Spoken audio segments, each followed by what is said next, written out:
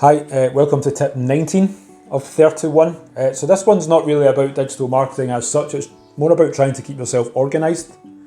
So hopefully you're going to be doing quite a lot of the things we've been recommending, or at the very least going and finding out more about it, which means you're probably reading lots of blog posts and Googling lots of things on other people's websites, reading articles and whatnot.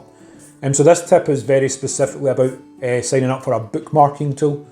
Something on your phone or on your computer that you can save web addresses to. Now, most browsers have a bookmarking functionality built into them, but if you use a cloud version of it, you can access them on your phone and on your browser and on your tablet and on any device, so it's a bit more efficient and practical. An obvious bookmarking tool would be something like Pinterest. I know people see it as a social marketing tool, but it is also essentially a bookmarking tool as well, where you're saving links that you like. I use Pinterest, but we also use a tool called Pocket. There's a paid version of it and a free version of it. So I have Pocket on my phone. And if you're anything like me, when you're researching, you might end up with 40 or 50 Chrome tabs open on your phone, which is not really practical or ideal, particularly when you accidentally delete all of them and you haven't saved any of them.